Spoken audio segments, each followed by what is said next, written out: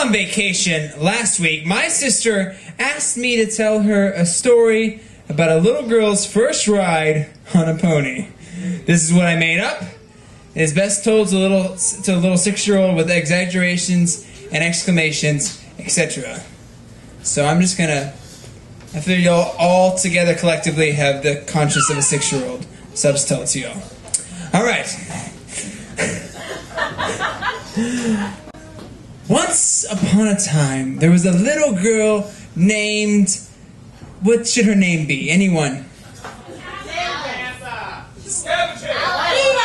I heard Biba best.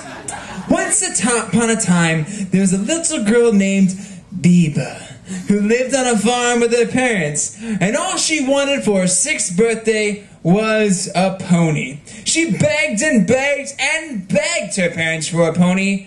All they would say was, "We'll see." Finally, the day of her 6th birthday arrived, and her parents told Biba they had a huge surprise for her.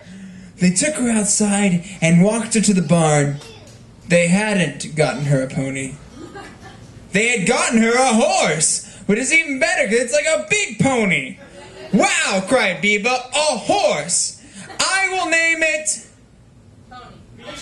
Tony!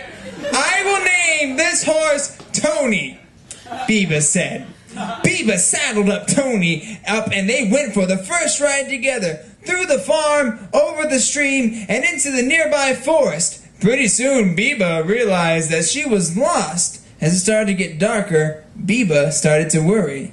And after a little bit more wandering, Biba and Tony saw a faint light in the distance. They didn't know where they were and figured, why not? As they got closer to the light, they realized it was coming from inside a cave. Biba got off Tony and led him into a cave deeper and deeper. Biba got off Tony. Until they could no longer see the opening of the cave, only the light ahead.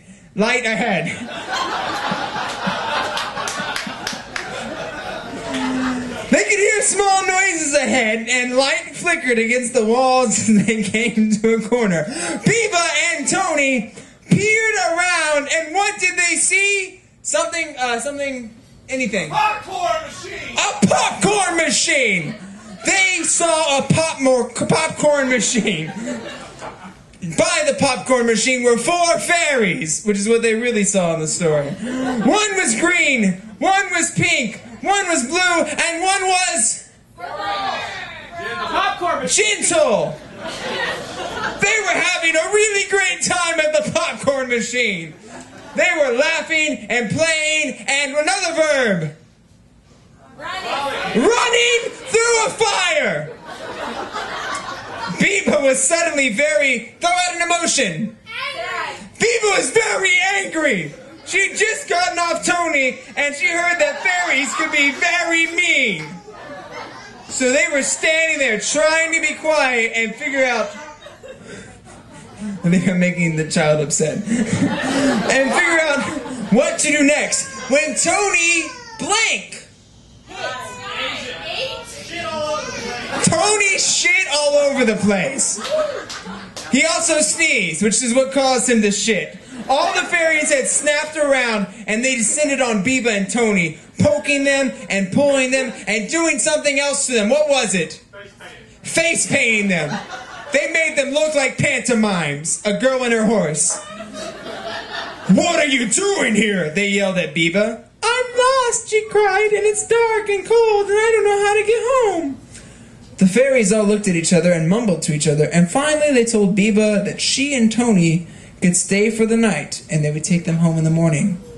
But they would get nothing to eat and nothing to keep them warm. Remember, someone told this to her niece. Biba and Tony went into the cold, dark corner of the cave and curled up, tired, hungry, cold, and one more adjective. Wet. Especially Tony after. The next morning, very early, Biba and Tony woke up to the fairies dive-bombing them and yelling at them to wake up, wake up. It's time to get you nosy neighbors at home. They yelled something else out. Hey, stupid! Hey, stupid! You're stupid, they said. So Biba and Tony stood up and followed the fairies out of the cave, through the forest, over the stream, and finally came to the edge of the farm.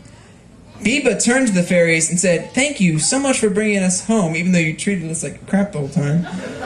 What can we do to thank you?" The fairies all looked at each other, then back at Melanie, and just said, "Stay out of the forest, or..." Eat frozen balls of poison. Or we'll eat, or stay, the fairies said, "Stay out of the forest, or we will eat frozen balls of poison."